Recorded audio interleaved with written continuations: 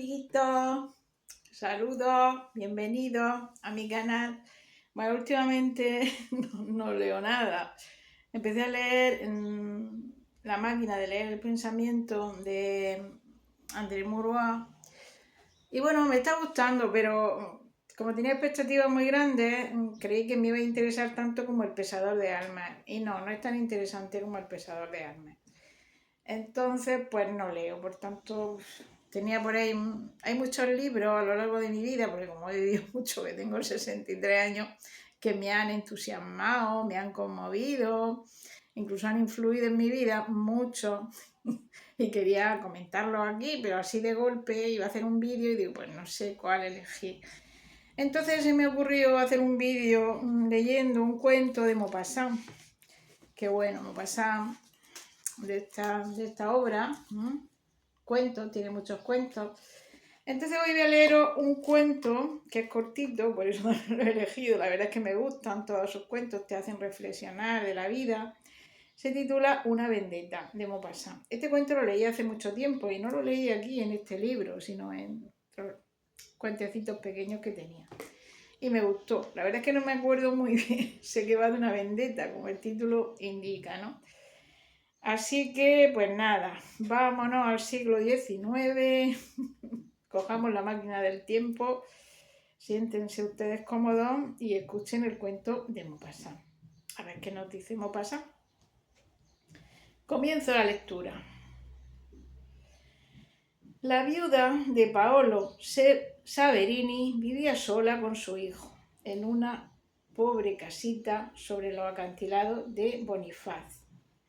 La ciudad, construida sobre un saliente de la montaña, en algunos puntos a pico sobre el mar, incluso domina por encima del estrecho erizado de Escollo, la costa más baja de Cerdeña.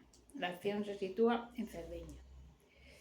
A sus pies, por la otra parte, casi rodeándola enteramente, una hendidura entre los acantilados, semejante a un gigantesco corredor, le sirve de puerta, dando paso hasta las primeras casas, después de un largo circuito entre dos paredones abruptos, a las pequeñas embarcaciones de los pescadores italianos o sardos, y cada 15 días al viejo vapor desvencijado que enlaza con Ajaccio. Sobre la montaña blanca, la aglomeración de casas pone una mancha más blanca todavía. Parecen nidos de aves salvajes, colgados de la roca, sobre aquel paso terrible por el que apenas se aventuran las naves. El viento azota sin descanso el mar y la costa desnuda, a la que apenas sí le ha dejado un poco de hierba. Luego se adentra por el estrecho, cuya orilla arrasa. Los penachos de espuma blanca que se enganchan en las puntas negras de las innumerables rocas, horadadas por las olas, parecen jirones de tela que flotan y palpitan en la superficie del agua. La casa de la viuda Saverini, construida en el mismo borde de la costa escarpada, abría sus 3 ventanas a este paisaje agreste y desolado. Vivía sola con su hijo Antoine y su perra Semillante, un gran animal flaco, de pelo largo y áspero,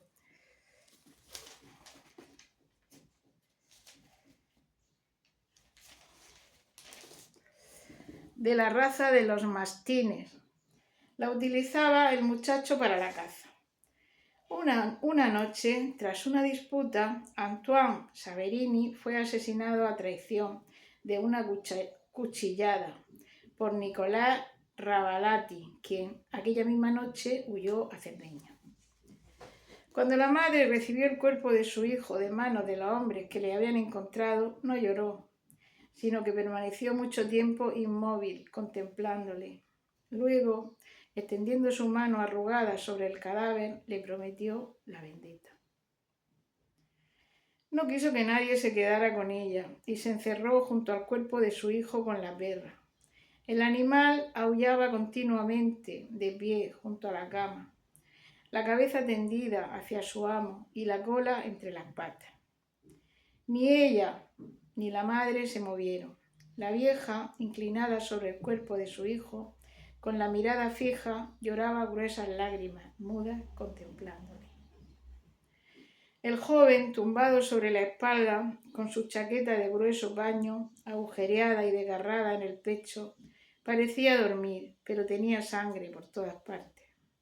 En la camisa que habían utilizado para la primera cura, en su chaleco, en el pantalón, en la cara, en las manos, en la barba y en los cabellos tenía coágulos de sangre seca.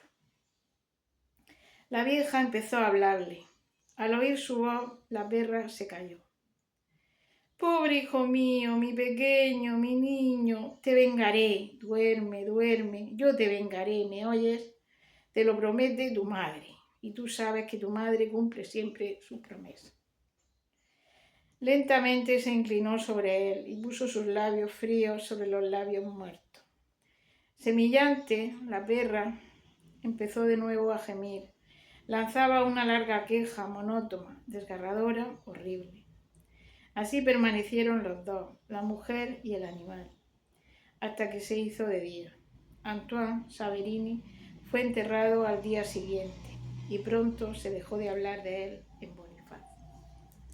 Ya veis qué triste. No había dejado ni hermanos ni primos, ningún hombre que pudiera realizar la vendetta. Solo su vieja madre pensaba en ella. Al otro lado del estrecho, de la mañana a la noche, veía por las noches un punto blanco en la costa. Es un pueblecito sardo, Longosardo, donde se refugian los bandidos corsos perseguidos. Son casi los únicos habitantes de esta aldea, enfrente de las costas de su patria, y allí esperan el momento de volver, de regresar al bosque. Ella sabía que era en este pueblo donde se había refugiado Nicolás Ravolati, el asesino de su hijo.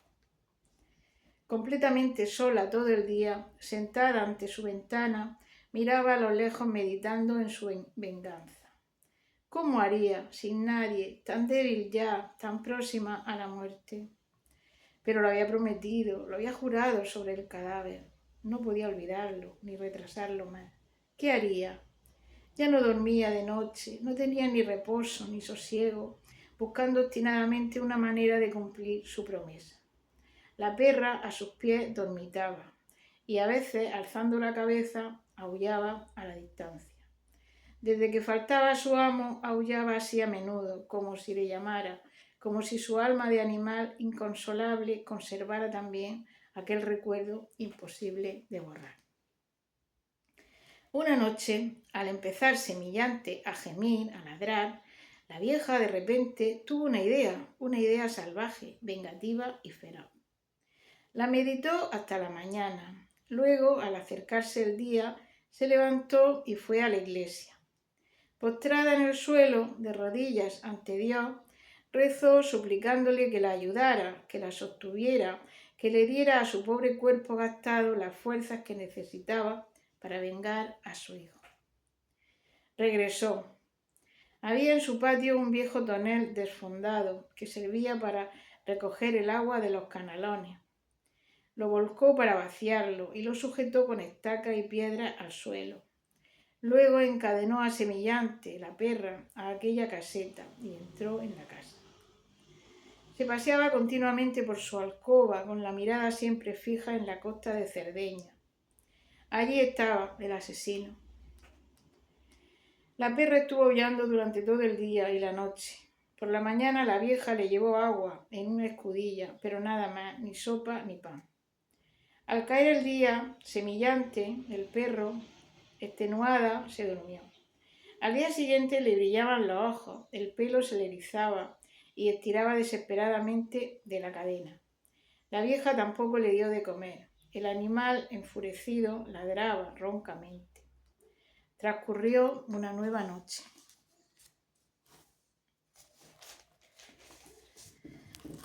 Al abrirse el día, la tía Saveretti fue a casa de un vecino y le rogó que le diera 2 gavillas de paja.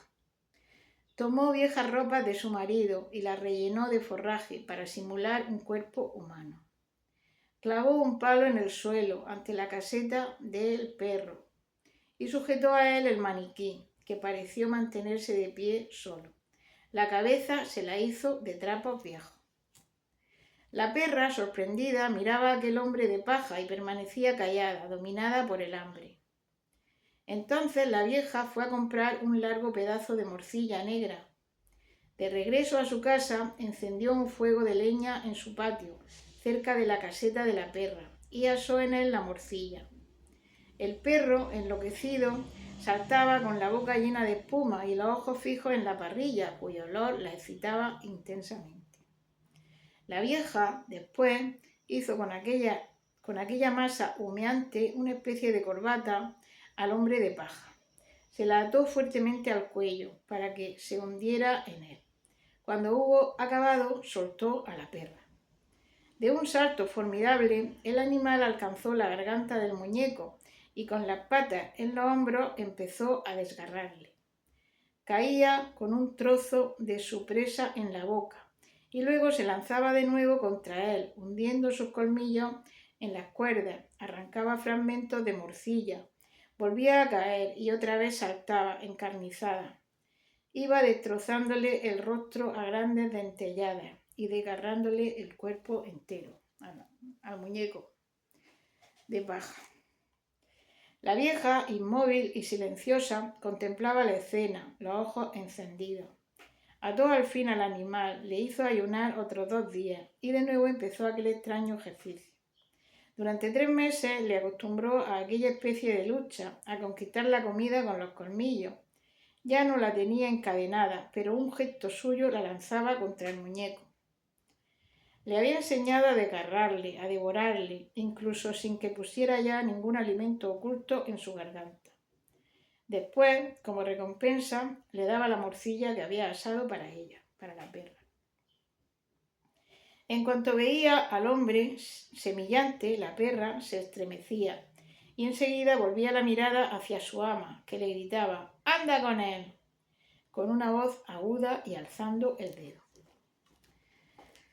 Cuando consideró que había llegado el momento, la tía Saverini fue a confesar y el domingo por la mañana comulgó con un fervor estático.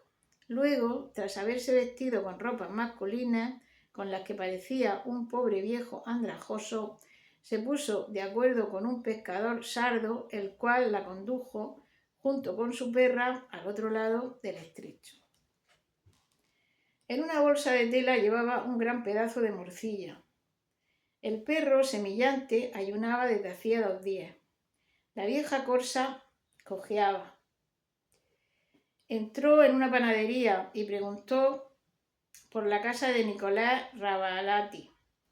Había vuelto a ejercer su antiguo oficio, el de carpintero. Trabajaba solo, en su taller. Cogió un barco y se fue a buscar al asesino de su hijo. La vieja empujó la puerta y le llamó. Nicolás!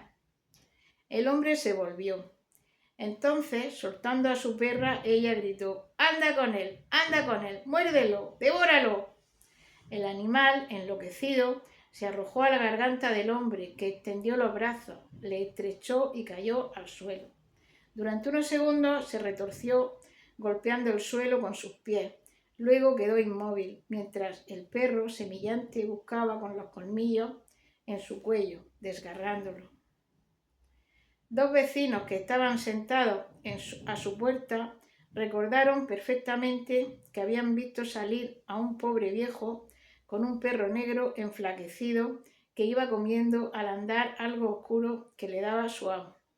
La vieja regresó a su casa el mismo día y aquella noche pudo dormir bien. Fin de la vendetta. Bueno, dice aquí que la vieja era corsa. Es que yo leí de Mérimée unos relatos sobre Córcega. No sé si corso es de Córcega. Bueno, aquí al principio habla de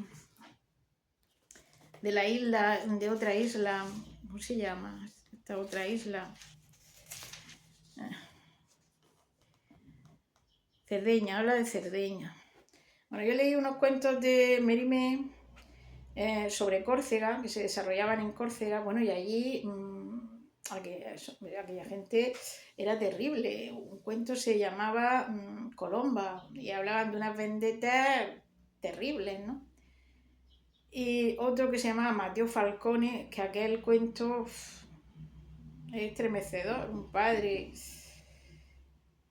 que llega a matar a un hijo pequeño, con esto de las vendetas, ¿no? Eran terribles, se basan en aquella gente muy rencorosa, los corsos. Bueno, Napoleón era de Córcega, aquí habla de Cerdeña, pero ella dice que era corsa, ¿no? Entonces, unas vendetas tremendas. Entonces, yo cuando leí esto de la vendetta me recordaba aquellos cuentos de Mérimée, sobre Córcega. Y bueno, ya veis, claro, la pobre mujer le matan a su hijo, es viuda, solamente tiene a su hijo, lo matan y solo piensa en las vendetas. Es que bueno, en aquellos cuentos de Mérimée se parecen a esto, cuando hacían algo contra alguien, enseguida buscaba la venganza, ¿no?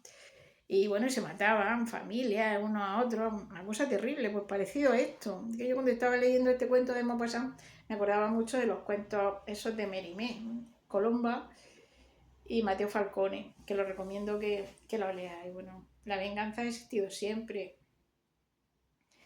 Y antiguamente, pues, mucho más. Bueno, por el honor, pues se mataban unos a otros, por un insulto. Eso en el siglo XIX todavía había duelos, aquí en España y en Europa, ¿no? De hecho, Pushkin murió en un duelo. Y bueno, es algo que ha pasado toda la época, la venganza. Bueno, yo no soy una persona muy...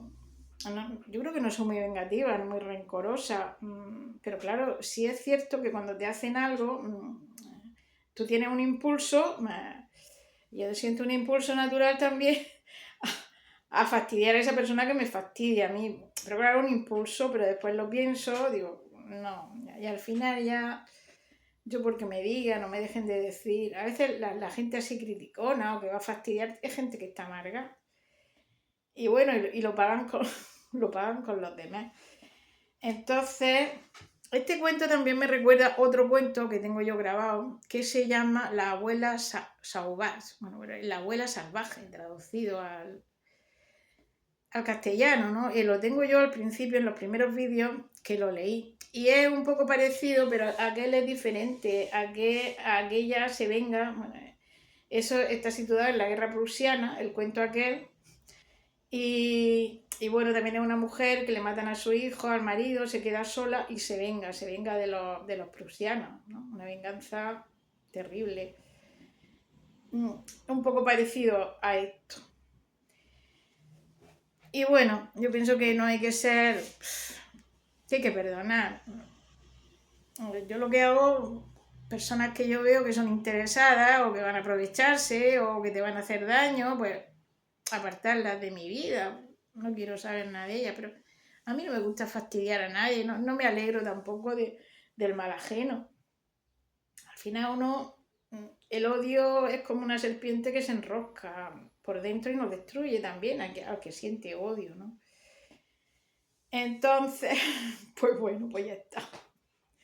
Ya vosotros si queréis comentar algo, espero que el cuento os haya gustado, es bastante corto y es muy intenso, se ve el sufrimiento de esta mujer que le matan al hijo y está muy bien narrado, como en 4 páginas todo lo que da de sí el cuento, ¿no? Que Maupassant me encanta, todos los cuentos tienen un algo. Bueno, espero que os haya gustado este vídeo. Venga, saludos, un abrazo.